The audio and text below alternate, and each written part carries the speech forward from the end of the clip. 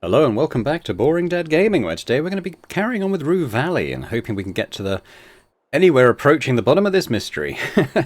I was just skipping through the psychiatrist dialogue to get to the bit where we're going to try and get into Frank's room today. But then this new dialogue option was available, so I thought I'd start the recording there and we'll find out what he says. So Anita Lopez, if someone has an overwhelming need to control everything, what could be behind it? He raises a bushy eyebrow. I'm sorry? Whom exactly are we talking about here? About my parents. That's quite an important subject. All right, let me give you a general answer and we can dig into the details afterwards. There could be many reasons why someone develops an intense need to control others and their surroundings. More often than not, it stems from an experience of helplessness or deep uncertainty, usually rooted in childhood. Those experiences might have been triggered by traumatic events or events perceived as traumatic, without anyone there to provide comfort or safety. Uncertainty hits hard, especially when you're a kid. Indeed, they often feed off each other. Uncertainty can lead to helplessness, and helplessness breeds more uncertainty. Those experiences can lead a person to develop an intense need to control their environment, trying to ensure that they never have to feel helpless or uncertain again. As a child, they cling to routines, to what's familiar and predictable. Later in life, that need can grow into micromanaging, or worse, outright intrusion into the lives of those around them. With time, and often through therapy, such a person can learn to strike a balance between their need for control and the unpredictable nature of the world around them. I hope that satisfied your curiosity. Now, tell me about your parents. Which one had the need to control everything, including you? Oh wow, look at the time. I'd hate to take up any more of your day. That sounds more like an excuse than a genuine concern for my time. We'll pick this up again in the next session. Believe Of course. me. Wink. Of course. His bushy eyebrows lift, betraying mild confusion. He glances at the clock, Right. as always. That's it for today. You should go and check in at the office. Your room is probably ready by now. Okay. Alright, so we're going to go and speak to Mr. Burns. Excellent. And see if we can get him to give us the key. We can always claim that we're trying to... Robin's asked us to get it for her. Hopefully. I don't know why I assume that might be the case. But we need to do it before he leaves to get to the bar. Knock. Yeah, so the receptionist sent me to retrieve the master key card. She left it behind. Oh, right. Honestly, I'm in the middle of something and didn't see a thing. Let's see. He's not sure where to start the search, but it's on his nightstand, isn't it?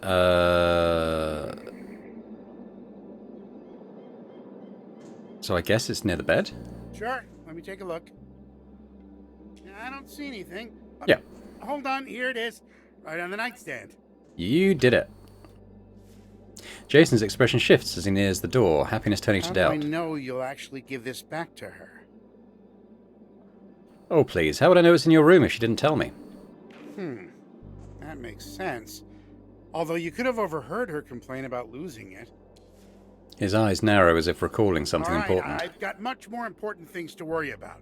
Here's the key card, but I'll be checking with her later. Thanks. Cool, so I think we're getting into Frankie's room. Finally. Frickin' finally. I'll break you open if I have to. Hooray! Okay. What do we got? What do we got? Let's have a look around. A worn-out plastic folder sits neatly on the table, packed with papers and held together by a large rubber band. The front of the folder shows a picture of a huge rocket with a group of people in red jumpsuits. Above it, the Coral Destiny logo stands out in full colour, along with some small print at the bottom of the page. Coral Destiny? These guys again? Local suppliers of free water bottles and, oh yeah, space exploration and colonisation. The fine print at the bottom of the page confirms it. The real question now is, how is Frank connected to them? They've got a facility here. Chances are all the locals are tied up with them somehow. We know his sister worked for them. As far as you know, Frank's just a mechanic at the local gas station. What could he possibly have to do with a spacefaring corporation? Alright, check out the folder.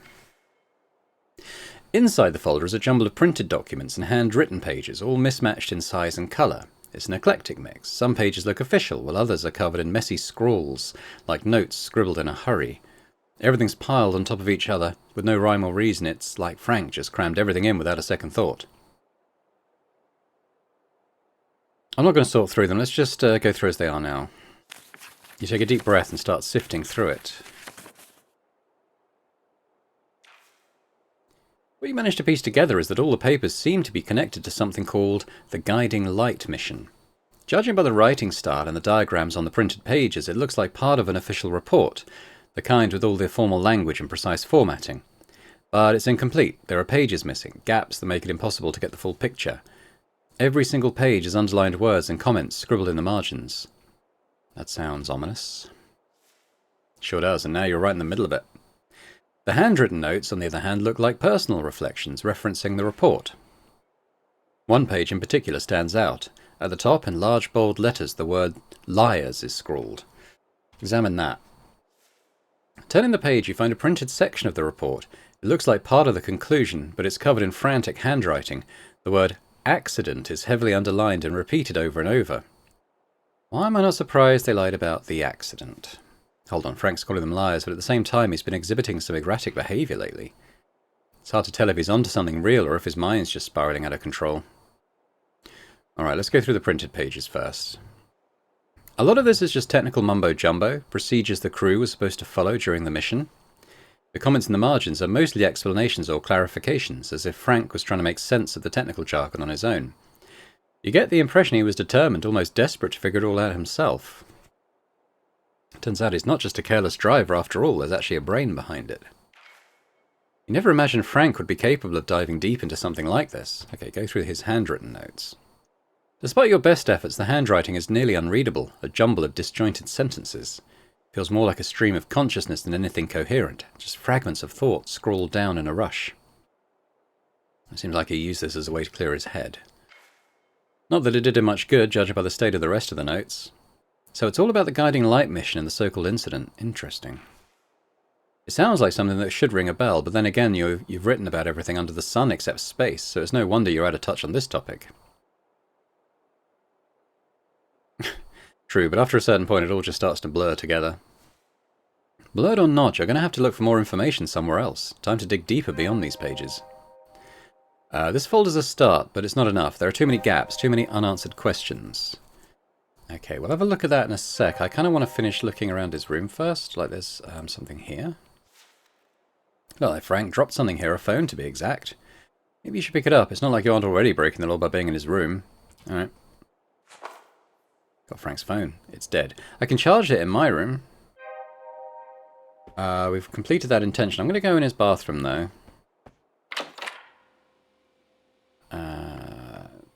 Nah, nothing here. He's a bit untidy, but that looks like that. Looks like that's about it. Okay, so. Have a look at the intentions first. So, getting Frank's room we have done.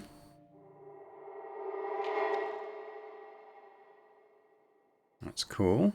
You managed to enter Frank's room and found his cell phone lying on the floor, as well as a lot of documents related to the Guiding Light mission. Now we got something down here as well, linked to Coral Destiny. Guiding Light accident. There was an accident on a mission to Mars in Earth orbit. The whole crew died. Okay, well I think we give the key card to Robin, just so, you know, we haven't been dishonest about that, at least. He leaves quite quickly, if I remember. Jason Burns is talking with a receptionist. Robin, the Wi-Fi is not working in my room. I've heard this part already. This is absurd. Why is this? Alright, well we can continue listening. This conversation doesn't take very long, so I might just skip through it. The new. But, You'll. Oh, don't. You know, I'm going to answer it this time. Sometimes we get different stuff here. Hello,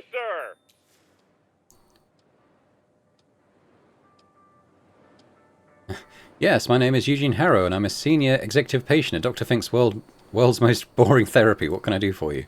Oh, well, my name is Percy Krugger, and I'm a senior sales executive at... Okay, but I've got a question But first. of course, Mr. Harrow. Ah, sorry, I guess not. Alright, Robin. Are you ready to check in now, Mr. Harrow? I recently learned about the guiding light accident. Oh, it's one of those things this area is known for. Kind of. And definitely not in the best way. Why's that? If you have to ask, it means you haven't read all about it. I can spoil it for you if you're okay with that. Sure, hit it. Guiding Light is the name of a mission involving a manned starship that was supposed to make it all the way to Mars. It was set to launch, about 2 years ago? Except it never really left the planet. It blew up in Earth's orbit and the entire crew died. Since it launched from the facilities here, you can see why it's kind of a local thing. That's terrible. It really is. I mean, every time I hear about something like that, I can't help but think about all the people involved, their families and friends. It just affects so many lives, you know? But I suppose that's just how life is sometimes. You take the good with the bad. Actually, I do want to get in my room. We're going to charge Frank's phone. Let's get you into your room. So, number 6. We can speed through this part. Okay, cool.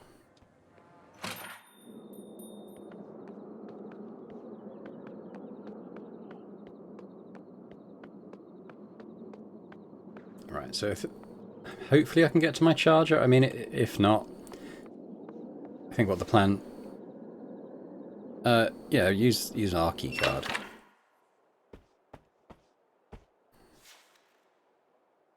Okay,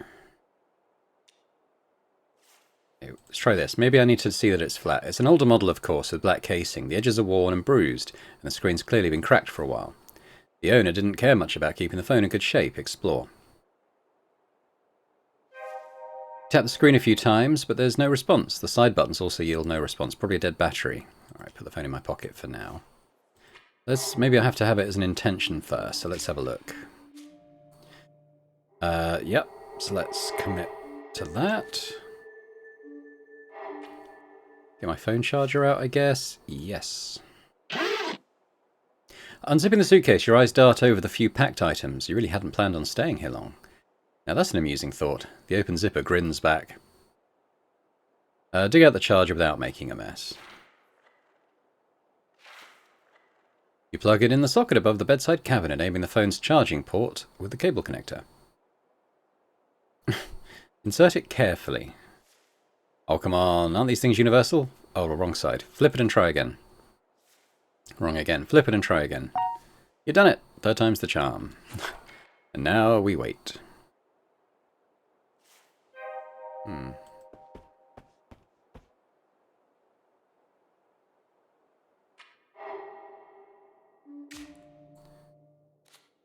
Okay, well, I don't want to pass time, just in case, I'm not able to stop it, and I don't want to have to do all that again. Let's just try using the phone again.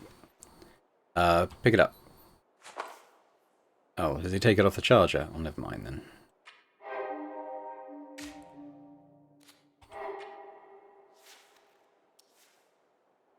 Alright, put the phone back.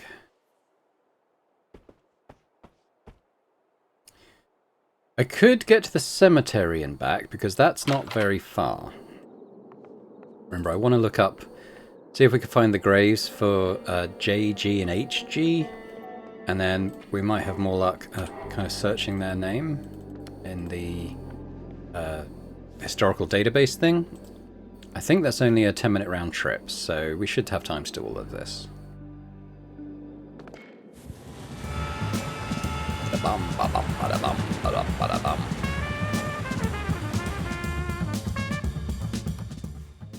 Alright, so it's just my guess. We haven't received this as an intention, but I don't know, it just makes sense to me. Ah, okay, we can search graves now, so... If you thought the first black granite grave would be the V1, you're sorely mistaken. Oh, I thought I might get lucky for once. Did you learn that the only luck you have is bad luck? Look where it got you. You're prowling this graveyard like an ancient necromancer looking for the next set of bones to raise. And the gravestone holding this dead husk doesn't even have any of the parameters. Initials HG, year of death 1983, and the person is not female. Keep on looking and at least console yourself with the fact that you won't be here forever, unlike the rest. Alright, well, we're going to just work our way around. Nope.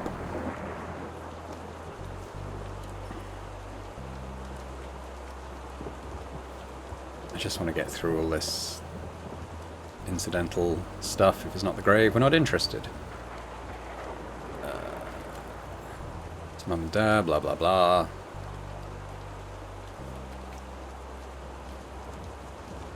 There probably was something... Oh, God, okay, I've committed to rushing through this one now. No.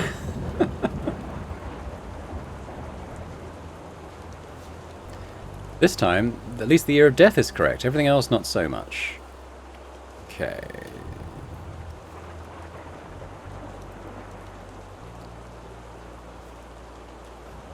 Just being sad.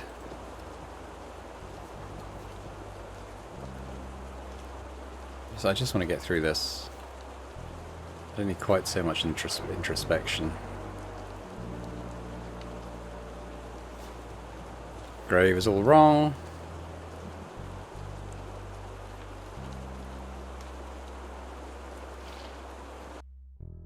Oh no! God damn it. Alright, well let's do this now. I still have Frank's phone. Huh. I mean, that's something to note, surely. Did we find it? Oh, I was just going to sort of montage us looking around the cemetery.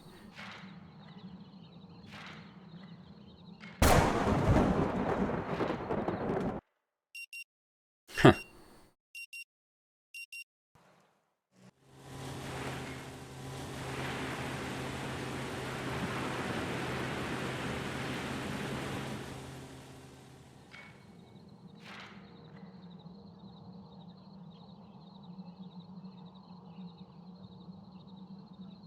Come on, it's a small town. The cemetery can't be that big.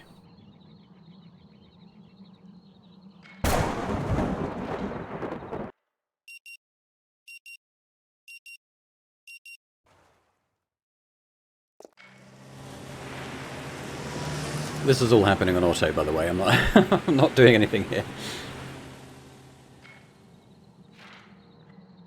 Come on, third time's the charm.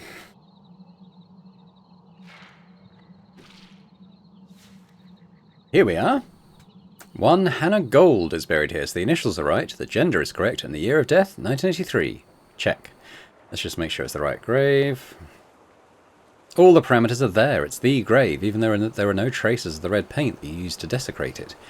But wait, on the second look you see something after all. Whoever cleaned it used chemicals so strong they wiped away the red, but burned the words into the stone. They're faint, but you can see the suffix digger added after her last name, as well as the words apex whore below her name. Someone was very, very angry. Anger would result in a shattered gravestone. It would burn out quicker than the time necessary to get a brush paint and write the words. This looks much more premeditated. Alright, go back. Alright, well I'm in control again. We've got the info we needed. I'm not going to get a lot more done in this loop, so... I'm going to go and check out the memorial. So I think that's going to be... Yeah, I can just about read in memory of the crew...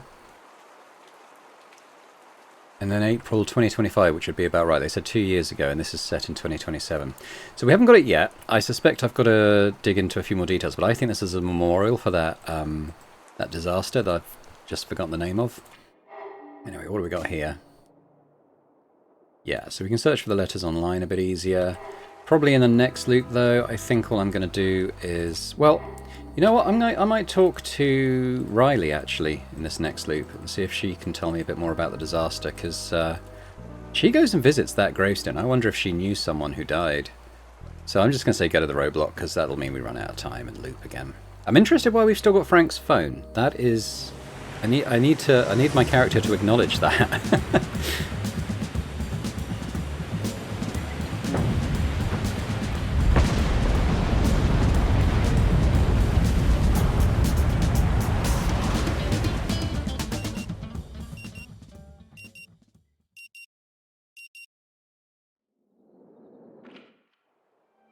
Still still with me, Mr. Harrow? Present. Mr. Harrow, and we'll surely... But for now, that's good. However, since this is your first session, I'll allow a few Let's questions actually ask him about if it. there's anything. Did you ever hear of the guiding light mission? Instead of answering, he stays silent. His bushy eyebrows shoot up like rockets, his eyes widening as if some unfathomable truth had just been revealed. But then just as quickly, his composure returns. Guiding light? Why do you want to know about that? No particular reason. Mr. Harrow, let's not get sidetracked, especially now that we're at the end of our first session. He dodged the question like he was swerving to avoid a stray animal while speeding down a desert road. Not only that, the absence of the usual follow-up question, something like, how is that related to you, is highly unusual as well. Suspicious, I need to dig deeper.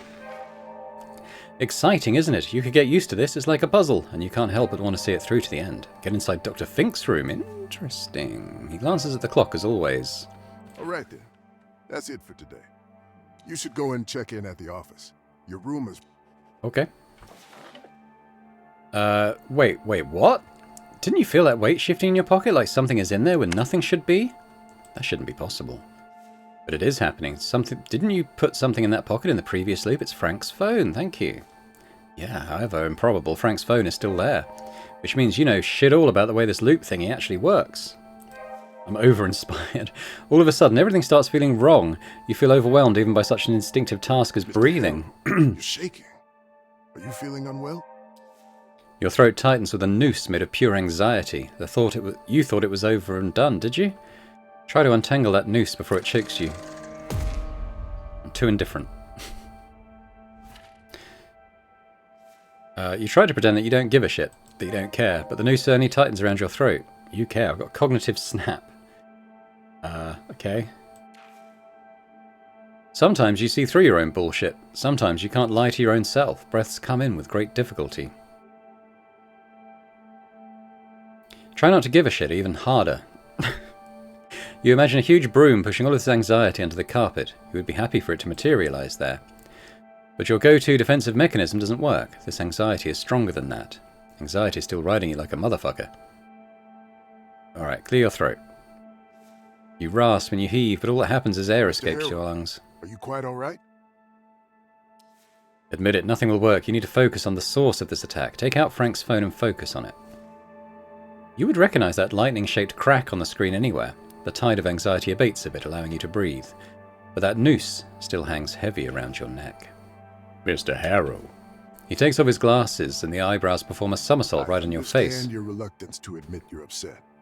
But it's clear that your phone has perturbed you in some manner. Just stand there and stare at the screen intently. The empty battery icon blinks faster and faster, it seems, drilling a hole in your mind, grinding away any other thought. Staring at the source of your troubles won't provide answers, let alone make them go away, you know? Even before this phone episode, at the beginning of our session, you looked rather the worse for wear. Ask, how's your sleep these days? Sleep just fine. Lie and get him off your back. Is that so? He seems to inspect the dark circles under your eyes. Then, just in case you're having trouble adjusting to your new bed. Thanks, but no Suit thanks. yourself. But please bear in mind, I'm offering just a mild, Good night. I have a charger. I don't need his. Right, let's help. I want to help Riley. I want to talk to her about the thing. Sure. Let's get her a coffee. Wow, not. Alright, so we can talk to her about some stuff. You're probably familiar with the guiding light mission and the accident. Her face turns sour at the mention of the mission, eyes narrowing as they lock onto yours. Tattoo on my forehead that says I worked at Coral Destiny, or is it just my energy today? You strike me as someone who knows these kind of things, plus she's got a jacket on. Someone who knows these things, What really? exactly gave you that impression? Is it my pilot jacket, my sunglasses, the attitude? I saw you hitting that machine and I thought, here is someone that must know a thing or two about a thing or two. Well, I wasn't expecting that as an explanation. All right, you managed to cheer me up somewhat, so I guess it's my turn to return the favor. Do you need the whole story from the beginning, or just the part about the accident? I know the basic info, but it wouldn't hurt to hear it again. Guiding Light was a crewed space mission destined for Mars. Oh. The mission was to prepare the groundwork for a future colony. It carried supplies, everything from food to construction materials. She pauses for a moment, her gaze drifting off. But unfortunately, due to the accident, the mission failed and the entire colonization effort was set back significantly. You can hear it, traces of mixed emotions in her voice, like a mismatched salad made of garlic, cucumber and a rotten apple. The question is why? You seem pretty personally wrapped up in this whole colonization effort. Of all the reasons I should be angry about that entire mess, that's the least of them. She looks aside, shaking her head as if in disbelief before turning her gaze back to you. Now, concerning the accident. The moment they could, Coral Destiny launched an official investigation. The conclusion? Human error. Specifically, Judy Resnick, the mission commander. She deviated from procedure, and her actions led to the explosion of the vessel. Everyone on board lost their lives, including her. Oh, that's terrible. It is. The silence that follows speaks louder than any explanation ever could, heavier than 100 words. Did you lose someone close to you in the accident? Something shifts in her almost imperceptibly, but you feel it. Suddenly there's a distance, a barrier that wasn't there just a moment ago. You know what? I'd rather not talk about it anymore. She says it with finality, her voice dropping into a tone that leaves no room for Explain argument. what happened, and as far as I'm concerned, that's enough. Did you know that Maynard's statue's damaged? Really? What kind of damage are we talking about? His sensitive area had been compromised. His ego. She chuckles. But, no. Never seen it or heard anything about it. Yeah, it's barely noticeable. Whoever fixed it knew what they were doing. Ah, well, that sounds like it was done by Coral Destiny's Community Relations Department. They're, particularly focused on improving the local community and their own image along the way. So that's why the button is on the vending machine. You gesture towards the red button, adorned with a label showcasing Coral Destiny's bottled water. Well, that and a few other things. Believe me, there's a good reason for it.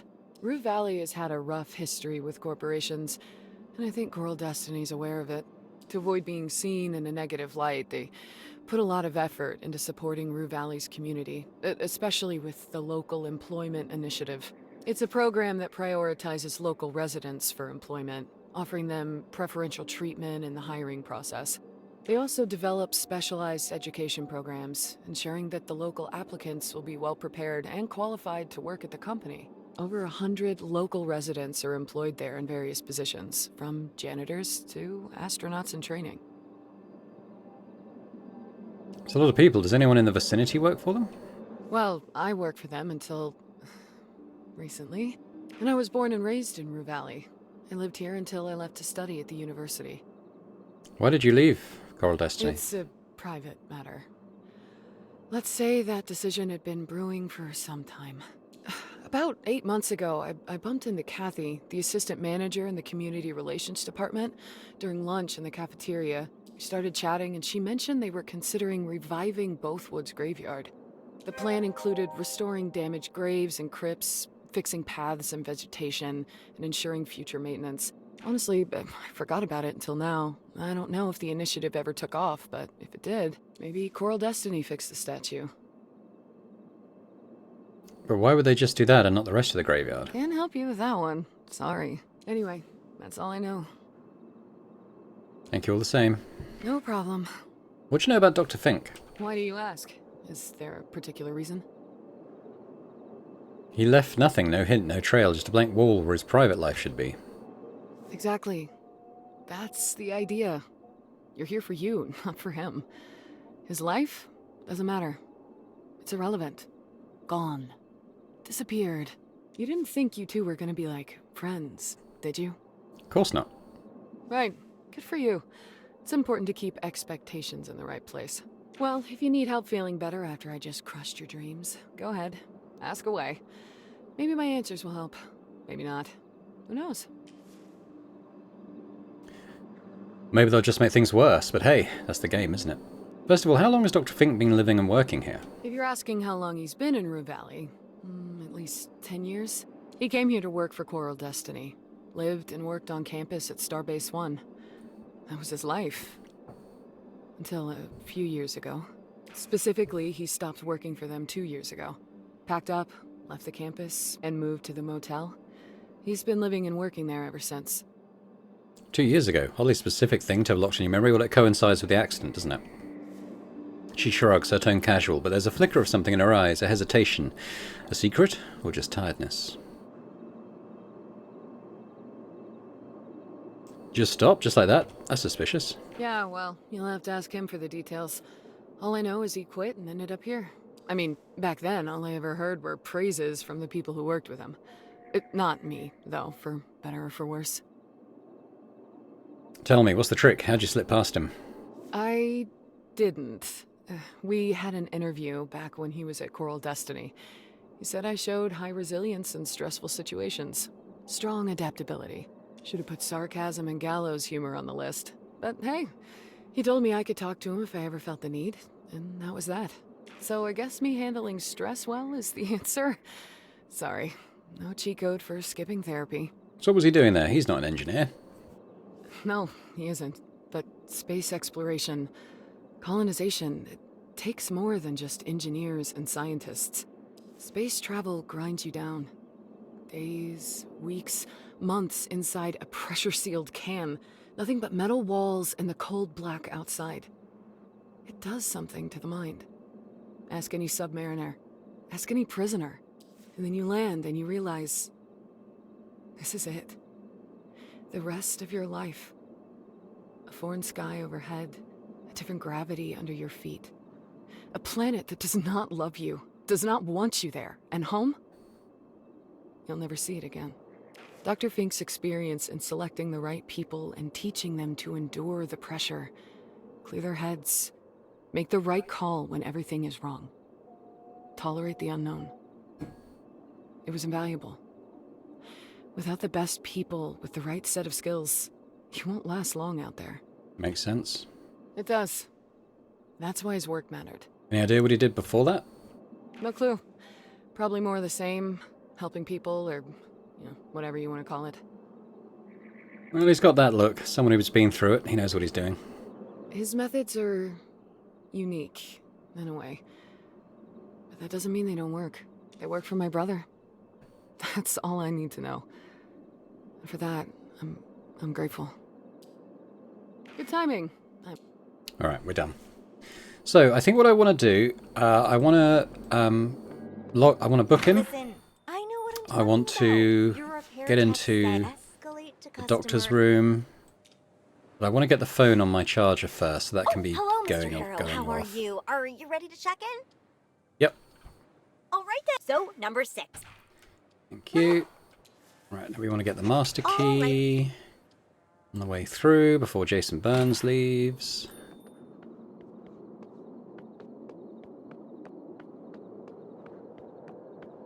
I assume that's how we're going to get into the doctor's room. I might actually need to make that my intention before I do that. What does this say? Okay. Charge the phone, Frank Anderson.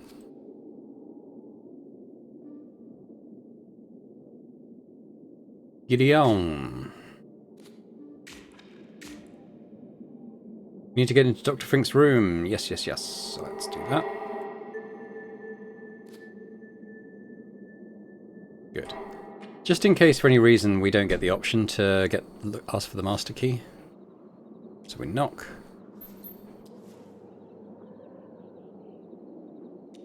Just talk Oh, about right. that. Let's see. Ah, Do I have to go that's through? Okay, we don't have to go through that whole rigmarole. I don't know what's going on down there. Sounds like my daughter is destroying something in the kitchen. Let's just use my key. Let's get the phone charger. Alright, so that's going. That's fine. What is this updated to? Is it just that it's charging? Yeah. Okay, so let's go and see if we can get in Dr. Fink's room. Well, that's Jason's room. We could go in his room after he's left. We've only got about 5-6 minutes to wait for that. But let's try Dr. Fink's room first. That's Frank's room, obviously. This is the therapy room, so I assume it's this room. Maybe not. Oh. Okay.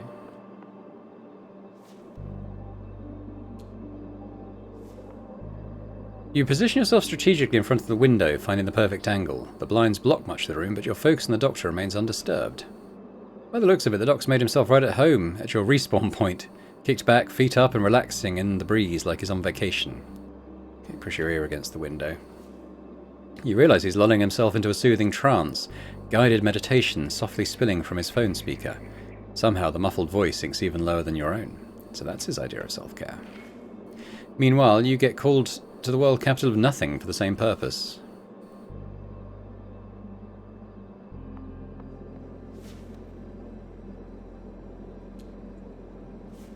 Yeah,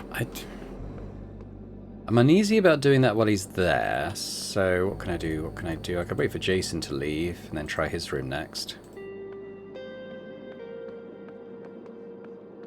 Oh no, let's get... well, she's probably... she might not be talking to him yet, actually. Yeah, let's ask her about Fink. How can I help you, Mr. Harrow? Can we talk about Dr. Fink a little bit? We could, but I don't know if it's proper. You're his client, Mr. Harrow, and Dr. Fink is our guest. I just want to know the man they've entrusted my life to.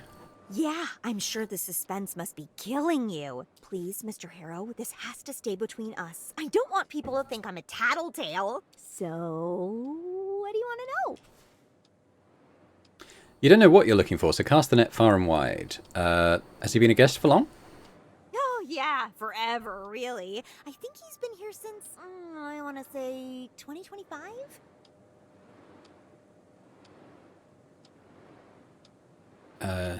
Even a couple of years is an eternity for the young. Come on, Mr. Harrow. You're not that old. You have a sinking feeling she's just been courteous. What does he do in his spare time? I've no idea, really. It's not like I spy on the man. A sour smile twitches on her lips. But I often see him from here, dragging a chair out, just watching the sunset or reading a book. Oh, sometimes late in the evening he does laundry here, and he's very particular about it, like which type of fabric softener he uses. Could be our opportunity to get in the room. Anything about his history? Not really. It's not like we're ever hanging out, and so he casually talks about his life before. One thing I do know, he worked for Coral Destiny before they parted ways, and he came to live here. Everybody thought it would only be a couple of months, but there you go. Do you know why he left Coral Destiny? No? Maybe he didn't want to work for a super capitalist neo-feudal corporation anymore. Best if you ask him. Or check online. Does he have any other clients? As far as I know, yeah. Some folk come here from Bothwood, and a few even from smaller desert villages. That's not what that says, but okay. All of them are sent. Like you were, Mr. Harrow. Okay, none of that is what she says. You're welcome. But okay, it was roughly the same. Suddenly, Jason Burns enters the reception area and approaches the desk addressing you. Very sorry to interrupt, but this is an emergency. Robin, the Wi-Fi is not working in my... Alright, stop listening. Alright, we got what we needed, and he's out of his room, so... let's go up and search the premises. I don't really expect to find anything there, but you never know. Oh, can I just use the master key? There's no point knocking, I know he's not there, so... whatever. Oh, we could check... should I check the phone?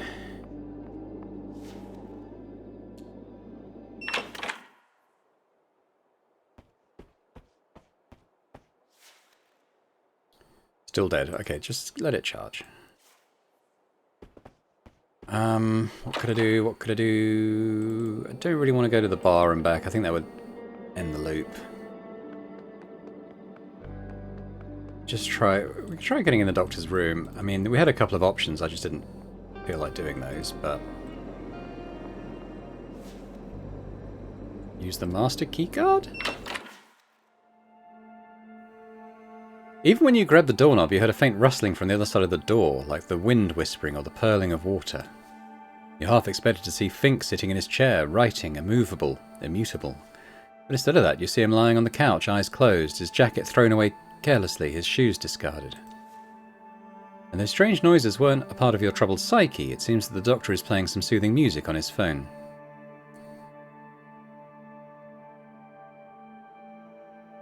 Alright. Close the door quietly. The doors are gliding like an owl on the hunt, but then the traitorous creak. Stirred by the noise, the doctor shoots up, puts his glasses on, and in a swift robotic motion looks you straight in the eyes. Mr. Harrow, what are you doing here? He bends his legs, hiding his feet under his thighs.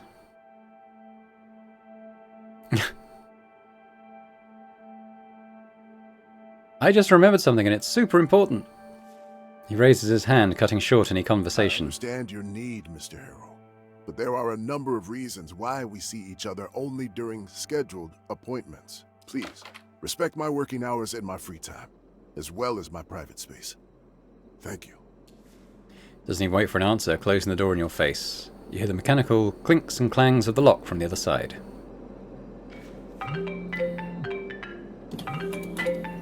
Well, let's just answer and see if anything changes. Hello, sir. Am I speaking? Speaking. My name is Percy Rugger, I've got a question. but of course, Mr. Harrow. What can you tell me about Dr. Fink? Ah, interesting question, Mr. Harrow. First, though, I need to know your relationship to this person. You know, so we can avoid any conflict of interest. I thought you already knew every detail of my case. Mr. Harrow, the agency has insight into publicly available documents only, and the name of your therapist is not included in them, for your own protection.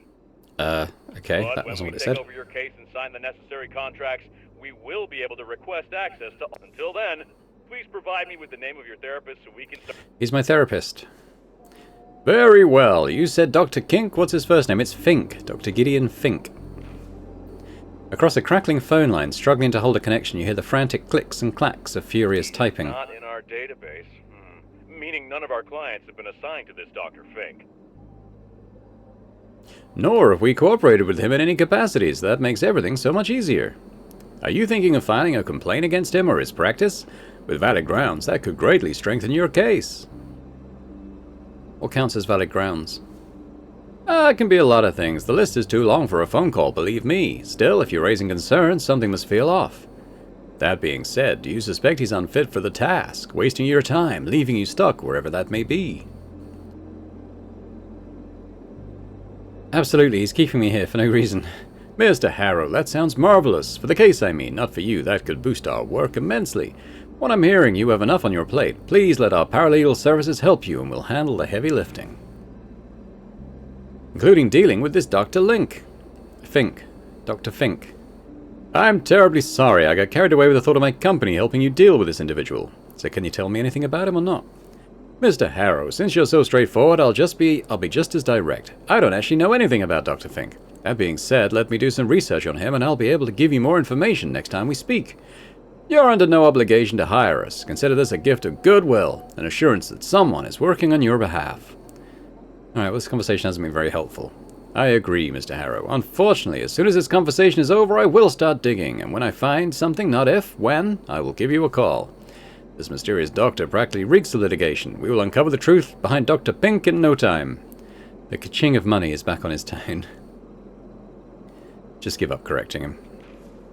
Until such time, Mr. Harrow. Shoes. Okay. Can I get through the door again? Hang on. Let's look through the window first. Is he sleeping again? He's off to sprawl on his couch. Swing by later if you want to see his next move. Okay. Yeah. Okay, well, maybe we'll kill some time around the motel for now. Careful, well, as careful as I can be not to advance time too much so that we miss things. Alright, let's see how the phone's doing. It's been a few minutes. Alright, let it charge a bit more, I guess. Wary of sitting in the chair. I don't think I have to commit to waiting until the next loop, so let's sit down. Back on the phone. Hyper casual things. Yeah, until the phone's charged.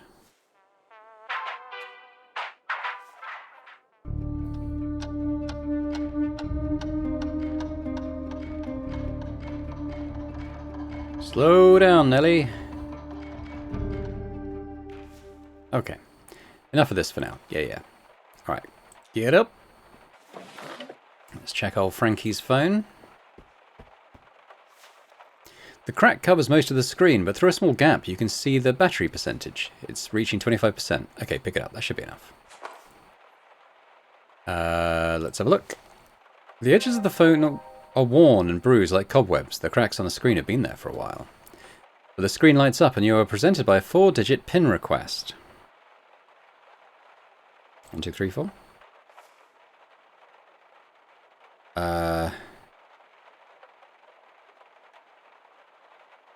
I have numbers, but I doubt it's related to Anita, but not to him. Try Leet.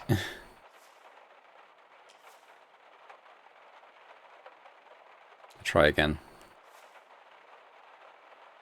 7648. A message pops up. This phone has been disabled. Damn it. You'll have better chances looking out for 4-digit numbers that hold some meaning to Frank.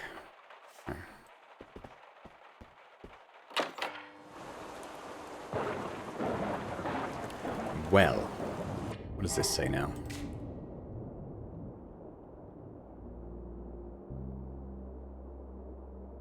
Yeah. Well, could be linked to the accident, but let's see what Dr. Fink's up to now, shall we?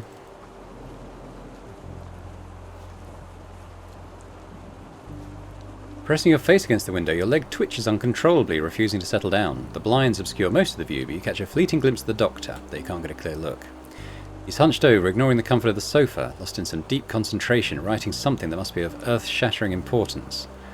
The mysteries of the psyche will have to wait. Apparently nature has a more pressing agenda. With a slight uneven shuffle, he heads to the bathroom.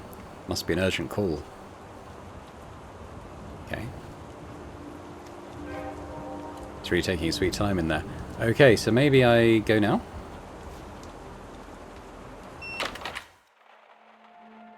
The ace of all tricks pulls one last trick, and the door unlocks for you to slip in, only for the smug little green dot to roll out the red carpet with a loud traitorous beep. Who is it? A muffled voice seeps through the bathroom door, making you second guess if you even heard it right.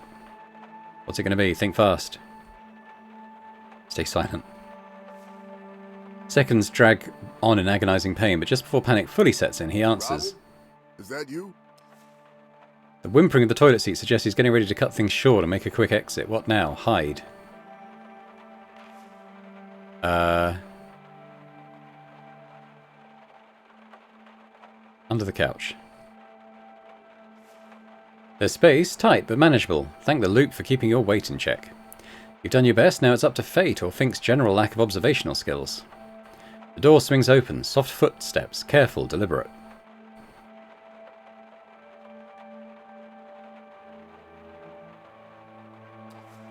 From under the couch, you see them, Fink's feet, more precisely his socks.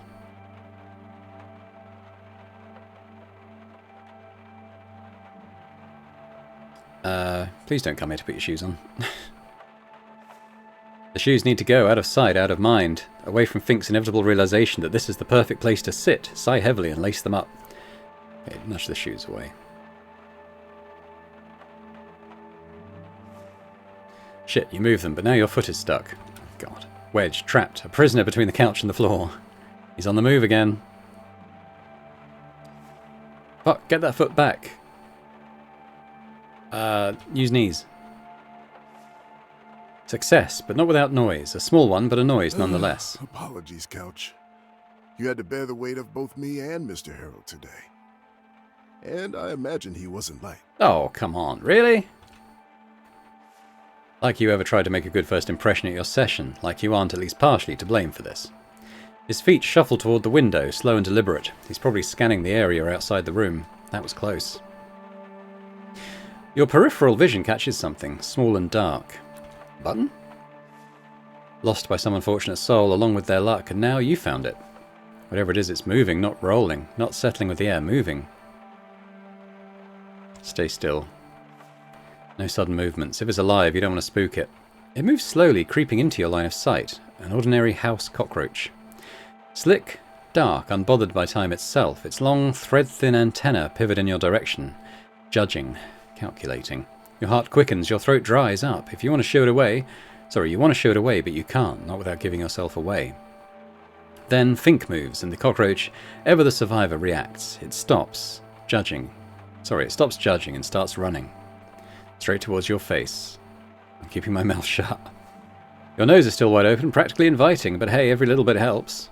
You feel it before you see it. First its antenna, testing the terrain, your skin, and then the tiny sticky feet that follow, scurrying across the ridge of your nose with zero hesitation. It doesn't care. It never cared.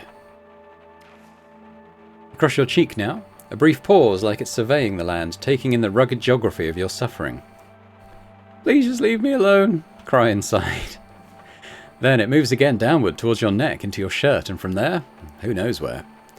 Oh no, this is getting too much. Fink or no Fink, you're getting out of here now. Not cynical, get out of there. You lunge, slapping at your face, clawing at your collar, desperate to rip away the unwanted guest. It flees, skittering into the shadows, unbothered, immortal. Shifting your focus to the room, you brace for confusion and outrage. Instead, you're met with silence. Fink must have gone back to the bathroom while you were too busy to undergoing a crisis. I need a shower. Understandable and yet pointless. Let the loot wash it all away. For now, you're free to explore. Cool. Alright, what do we got? Well, we got his shoes. Dr. Fink's shoes lie neatly beside the couch, placed with deliberate care. Examine. Seasoned brogues still cling to their shine. Though not a cobbler, the doctor clearly knows how to treat his shoes right. As well as his feet, apparently. A closer inspection reveals orthotic pain relief, acupressure insoles, subtly hinting at a life of careful steps. Everyone's got their own way of easing the pressure. Guess even the good doctor isn't immune to a little well-placed cushioning, physically or otherwise. Tie the laces together just for fun. Yet another pointless loop, spiralling with no punchline in sight, although coming up with a prank at this point might actually be a sign of progress. I don't want to try walking in his shoes, but... Hopefully you mean metaphorically, no need to stick your foot where it doesn't belong. Yeah, don't bother. Let the shoes rest. Thank you. Alright, what else do we got? We got the clock. Got his desk. Fink's table is sparse, almost surgical in its tidiness. A laptop, a lamp, a half-empty glass of water. Standard fare. But then there's the folder. The front of it has a Coral Destiny logo. It's been sitting there all this time, unnoticed, unacknowledged. That's the same type of folder as in Frank's room. Dread slowly coils around your stomach. Another report? You hope not. Okay, let's check the folder and its contents. Inside, a collection of handwritten pages bound with a plastic spiral, giving the whole thing the look of a manuscript. Bullet points scatter across many pages, raw thoughts still in the scaffolding stage. Some sections are struck through, others lined with margin notes, corrections, reconsiderations. The front page is a battlefield of rejected titles, each one violently crossed out. There is only one left standing. Title goes here. I remember that terrible feeling of searching for the right title. The title is the make or break moment, the difference between being read and being forgotten. That's the grim reality of modern life. Attention is currency, and titles are the price of entry. The only way to know what this is, or try to figure it out at least, is to read it. Let's skim it. It reads like a book, a fractured, unfinished book, divided into 3 sections. Some fully fleshed out, others skeletal, mere descriptions waiting to be filled in.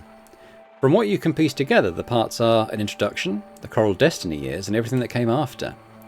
The dates in the margins mark its timeline, a year's worth of work, maybe more. Well, we might be on limited time, so I'm going to read the Coral Destiny years. This is where Fink details his time at Coral Destiny, his role, his work, the minds he was tasked with understanding and supporting.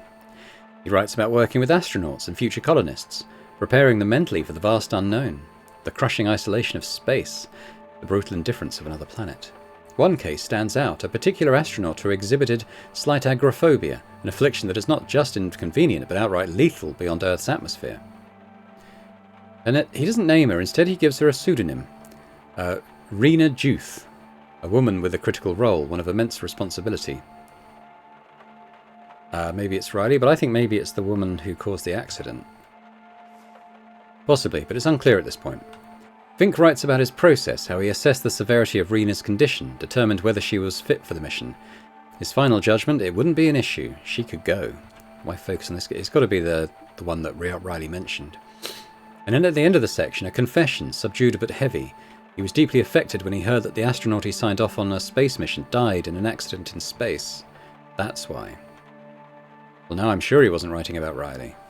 She's still alive, still around, still here, kicking vending machines in frustration. I wonder who this Rena Juth is. Her death is obviously haunting him. That's all there is in this section. Well, let's find out about post-Coral Destiny. This part is the shortest, the messiest. Handwritten notes scrawled in the margins, entire paragraphs crossed out. Fink writes about life after Coral Destiny, what little of it there was. He describes an encounter that, according to him, happened by pure chance. A meeting with a man, the husband of the astronaut. A widower, devastated, holding on to the past with a white-knuckled grip. Fink felt obliged to help, not compelled, not driven. Obliged, he referred to the man under a pseudonym, Anne Frost. That's got to be Frank Anderson. I think the lady astronaut who freaked out, the one who he passed as fit for the mission, who caused the accident, I think she's Frank's wife. I think this Anne Frost is Frank. Oh, it even says it here. That sounds eerily close to Frank's name. Yeah. Still, you can't be certain. He writes about Anders' refusal to accept reality and move on, how Fink chose not to confront him directly, not to antagonize him. Instead, he focused on stabilizing him, getting him back on his feet, back to some semblance of a real normal life, and it seemed to work, at least for some time. And then the last session, the husband arrived with a story, not a breakthrough, not a realization, a story. His wife was alive. That's a twist. One no one saw coming, least of all Fink. Fink expressed his concern, of course. He wrote about how fragile the situation was, how the work they had done together was beginning to unravel at an alarming speed. And then the husband vanished, stopped answering calls, and avoided Fink entirely. This is unsettling. Who failed here, the therapist or the patient? Who bears the weight of the unravelling? The section is over. Alright, let's read the intro. Mostly about Fink's life before Rue Valley, before Coral Destiny. A collection of bullet points, fragments, placeholders for the story yet to be written. And there's a lot. PhD, a slew of published papers, some solo, some collaborative. A private practice co-founded with his wife, also a colleague. A successful career in mental health. Fink is married? Not everyone is hell-bent on dying alone and as miserable as you. He also mentions that when he and his wife decided to divorce, he left the entire practice and took a job at Coral Destiny. Fink is divorced? That explains at least partially why he's living in a motel room. Just a small part, though. That's pretty much it. The manuscript in its raw, unpolished form. A mess of half-finished thoughts and incomplete truths. Clearly still in its early stages. As you close the manuscript, something slips free. A pale envelope, dislodged from between the pages. Must have been tucked inside, only to shift loose as you turn the pages. Take it. Feels light in your hand. Inspect. Plain white, unremarkable. On the back, written in neat handwriting, are the words, "For Judy." Yeah. Not... yeah. Oh, come on, now it's too obvious. Rena Juth's actual name is Judy. The man has to do a better job of hiding his secrets. From people going through his personal belongings after breaking into his private accommodation. Open the envelope. Inside there's a letter on a single page written by hand. The date is 8/3/2026. Okay, well, I'm going to write that down because I suspect that's to do with Frank's code. 8/3/26. Read it. Dear Judy, in your absence, this letter is the only way I can speak to you. I've recommended this method of communication to many of my clients as a way to cope with their loss. The irony of now finding myself writing one of these letters isn't lost upon me. A reminder of how life circles back in ways we'd never expect. So the good Dr. Fink is using his own remedies. Well, that's encouraging. How do you say goodbye to someone who trusted you with their deepest thoughts, fears, and dreams? How do you find closure when life ends so suddenly, so unfairly? It's funny in a way, and sad. No school teaches you something like this, something truly worth knowing. When I heard about the accident, I was hit with a wave of emotions I wasn't prepared for. Shock, sadness, anger. All your courage, resilience, and determination to face life's challenges. Gone. In an instant. But above all, there was a sense of loss. The thought that we would never meet again. Never exchange another word. Every conversation might be the last. The terrifying part isn't the goodbye, it's not knowing when it happens. A conversation left hanging in time, never to be finished. I can't stop thinking about the last time we spoke. The look on your face when I approved you for the mission, it was radiant. You had worked so hard for that dream, and I felt proud to be part of it, even if all I did was sign a piece of paper. That signature, though, has since become a source of doubt for me. Fink doubting himself, this is new. Let me be clear. Not for 1 second did I think you were responsible for what happened. No, this is just me dealing with the guilt.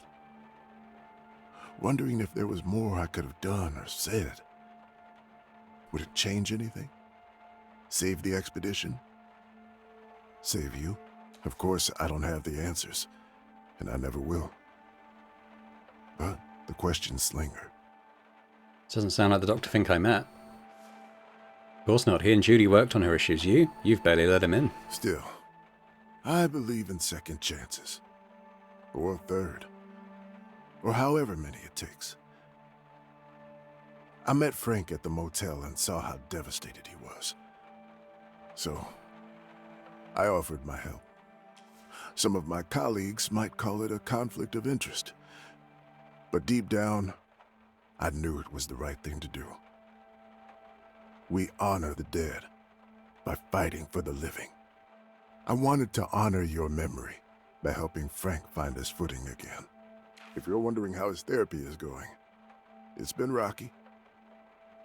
He's a tough one. In that way, he reminds me of you. Progress is slow, but it's there. He loves you. Utterly. Fiercely. But you must have known that. Is it love or just incapable of moving on? Why choose? Love's whole thing is holding on, refusing to let go, even when it hurts. Especially when it hurts. And, strangely, helping him is helping me too. I plan to go back to therapy. This time to help the ones who need it the most. And write a book too. We're both putting one foot in front of the other. Baby steps, as they say. The next paragraph begins with "I hope," but the words are crossed out as if mid-sentence he'd changed his mind. I want to believe that you found your place among the stars. You always said that even though we're not built for space exploration, we belong there. Someone has to fill all that vacuum, Dr. Fink, you said. Well, now you're there. Where you belong. She belongs here with Frank. I'll look up at the sky tonight and raise a glass to you, to whatever comes next. Yours, Gideon Fink. The sound jolts you back to the present. You lift your head from the letter only to meet Dr. Fink's gaze. It's then that you realise the sound you've been hearing is the toilet flushing. Dr. Fink's belt is unbuckled and his shirt is untucked. So, you were the one making all that noise earlier. I thought I was hearing things. The anger on his face is unmistakable. His bushy eyebrows draw close to his eyes, tightening into a harsh line. Then his eyes land on the letter in your hand. That letter, it's private. You have no right to be holding it. Put it down now, and get out of here. He stands there, angry and frustrated, his belt unbuckled, his shoes missing, revealing a pair of ridiculous socks. Behind him, the sound of running water from the toilet fills the room. Eugene Harrow, meet Gideon Fink. Hug him. I don't think he's into it.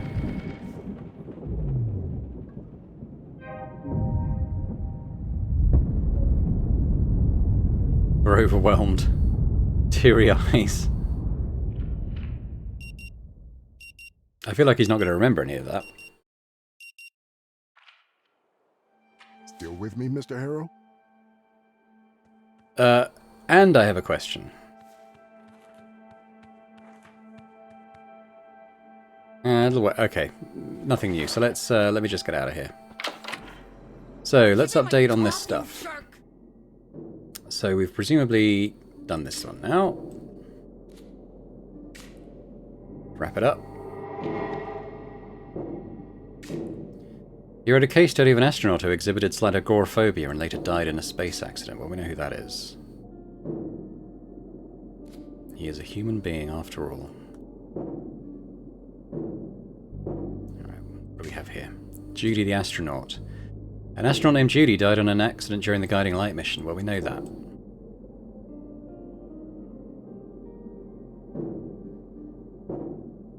So I wonder if we speak to Riley again? I'm going to try that now. Can I help?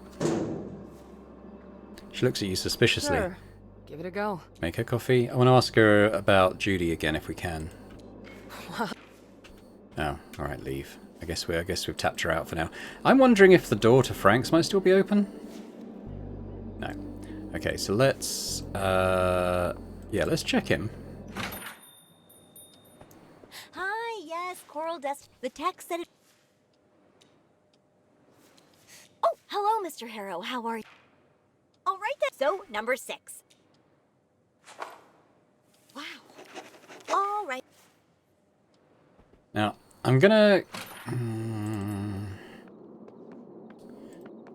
yeah, I'm gonna keep Frank's phone on charge while I go and search his room again.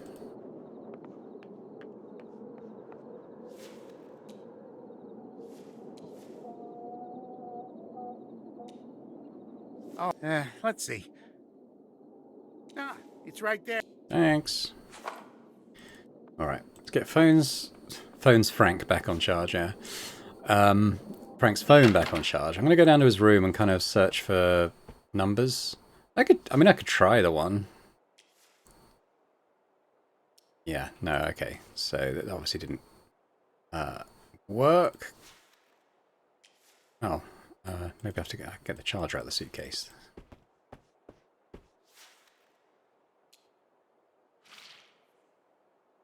Just if I end up do end up going to the bar, that it has enough charge for the journey. I think at the moment it might run flat, so...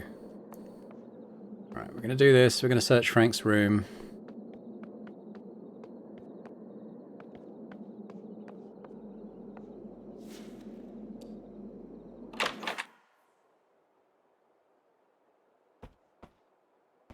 Look at the papers again.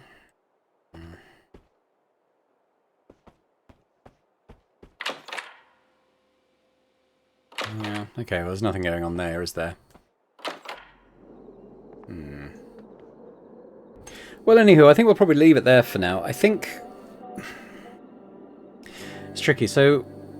I think the next step is to... I might even leave Frank's phone charging, but I think the next step will be to go to the bar, use the internet to do a search for the lady whose name I've forgotten, but the one we found in the cemetery. Hopefully that leads us a little bit towards getting the house there a bit quicker. We still haven't spoken to Alexander, or whatever his face is, who pulled a gun on us an episode or two back.